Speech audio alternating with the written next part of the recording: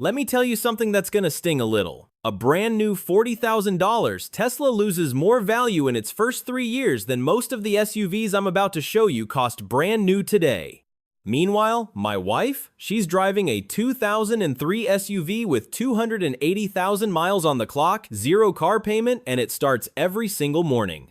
Something is deeply broken in how people buy cars in this country. And no, it's not the cars, it's the financing. You do not need a predatory 8%, 72-month loan to own a reliable vehicle. You need the right platform, the right mileage, and a mechanic who will actually tell you where to look. So here's the deal. I'm giving you 13 specific used SUVs you can buy today for under 10 grand, most of them well under.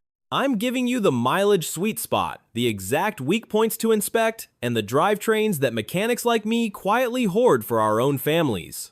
Stick around, because number 1 is the SUV I genuinely believe will outlast every Model 3 rolling off the lot right now. Let's get into it. Starting at number 13, the 2005 to 2010 Ford Escape with the V6. These things are everywhere. They're cheap, and the Duratec 3-liter V6 is a genuinely solid motor. You can find clean ones in the $5,000 to $7,000 range all day, but here's what nobody tells you. If you're buying one up north, you have to crawl underneath and inspect the rear subframe. I had a customer last year, nice guy, bought one sight unseen off Marketplace, brought it in for an oil change, and I had to tell him the subframe was so rotted the rear suspension was about to punch through the floor. Truck was totaled before he even got it home. Check the rust every time.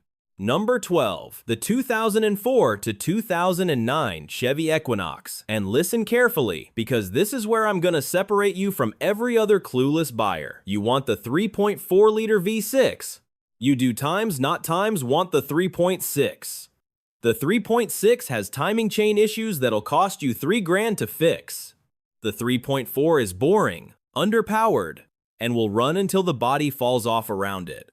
That's the detail a dealership will never volunteer. Number 11, the 2003 to 2008 Honda Pilot, first generation. The J35 V6 is one of the best engines Honda ever built. Smooth, reliable, easy to work on. But, and this matters, the pre-2005 models had weak transmissions. Skip those. Target an 06, 07, or 08 with good service records, and you've got a truck that'll see 250,000 miles without breaking a sweat. Number 10, the 2005 to 2010 Jeep Grand Cherokee with the 3.7-liter V6. Everybody wants the Hemi. Don't. The Hemi is thirsty and has lifter problems. The 3.7 is boring, slow, and it just keeps going. Watch out for electrical gremlins on the WK platform, window regulators, TIPM issues, but mechanically, these are solid trucks for 7 grand. Number 9, and this is one of my favorites. The 2002 to 2007 Toyota Highlander, first generation. Nobody talks about these. They're the quiet Toyota. 3-liter, or 3-liter. V6, bulletproof, unremarkable, and they just run. I had a regular customer, older lady, bought one used back in 2011 with 90,000 miles. She brought it in for oil changes and tires for 12 straight years, and that's it. That's the entire service history. When she finally traded it in, it had 290,000 miles on the original transmission. That's what you're buying. Now, before I get to the heavy hitters, do me a favor. If this kind of straight talk is saving you from a bad decision, hit that subscribe button. I'm not a dealer. I don't get a cut. I just don't want you getting ripped off. Let's keep moving.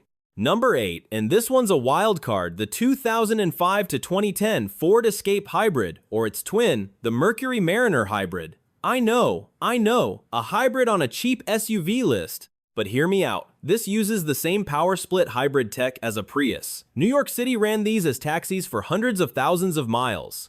The batteries are cheap to replace compared to a Tesla. We're talking $1,500, not $15,000. If you find a clean one for under 8 grand, grab it. Number 7, the 2003 to 2009 Lexus RX 330 or RX 350. This is basically a Toyota Camry on stilts wearing a tuxedo. Same 3MZ or 2GR-V6 that runs forever.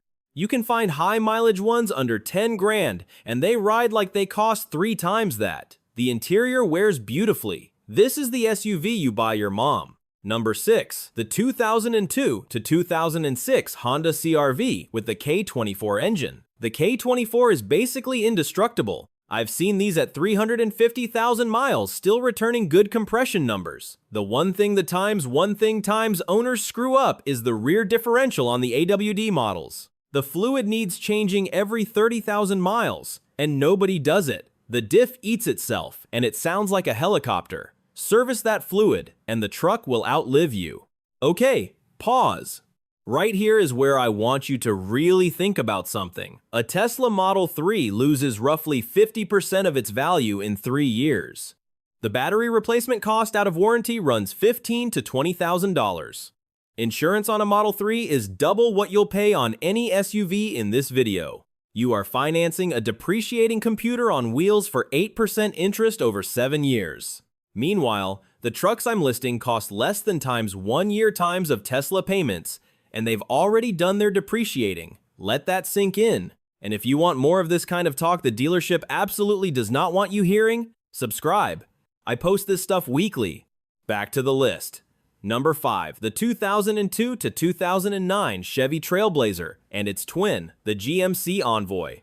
These came with a 4.2-liter inline-6 called the Atlas, and it is shockingly underrated. Torquey, smooth, tows like a truck.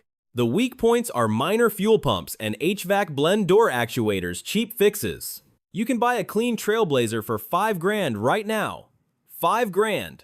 Number 4, and I'm flexing the SUV category a little here. The 2002 to 2007 Buick Rainier, or the 2004 to 2007 Buick Rendezvous with the 3.4-liter V6. Same GM bones, grandma-driven, low miles, nobody wants them. That means you get them cheap. The 3.4 is the same engine that's been in half the GM lineup for 20 years.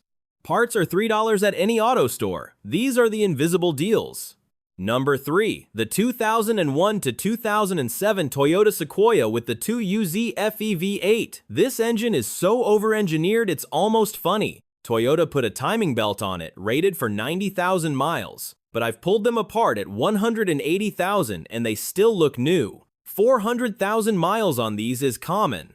The killer times is frame rust. Toyota had a recall. Crawl under it. If you see flaky, scaly rust on the frame rails, walk away no matter how clean the body looks. A bad frame totals the truck.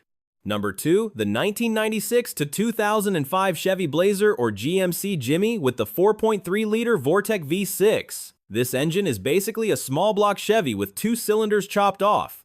There's nothing exotic about it. Parts cost pennies. My brother-in-law Real Story bought one in 2014 for $2,200. He still drives it. It's got 340,000 miles on it. He's replaced the water pump, the alternator, and 1 fuel pump in 11 years. That's it. That's the whole repair list. Try getting that out of a Tesla. And number 1, the SUV mechanics quietly hoard for themselves the 1996 to 2002 Toyota 4Runner 3rd generation with the 3.4-liter 5VZ FEV6. This is the holy grail. This is the engine that refuses to die. I've seen these pass 400,000 miles on original head gaskets. Guys on the West Coast are still paying $10,000 for rust-free examples because they know this truck is irreplaceable. The frame is the only weak point. Look at rust-free Southwest examples first. Arizona, New Mexico, West Texas. When you find a clean one, do not negotiate too hard, just buy it. You will not regret it, and you will still be driving it when your neighbor is on his 3rd Tesla battery. So that's the list. 13 SUVs that'll make your car payment friends genuinely confused about why you're so happy. The secret isn't some magic feature, it's that these were built before cars became rolling tablets, back when engineers designed engines to last, and mechanics could fix them in a driveway with hand tools. Now I want to hear from you. Which one are you hunting for? Or more importantly, which one did I leave off the list that times should have times been on it? Drop it in the comments because I read every single one, and the best suggestions end up in the follow-up video. Speaking of next week, I'm dropping the 7 used vehicles I would never buy at any price, no matter how cheap. Some of them are gonna surprise you. Hit subscribe so you don't miss it, because knowing what to avoid is worth just as much as knowing what to buy. Drive safe out there, keep your money in your pocket, and I'll see you in the next one.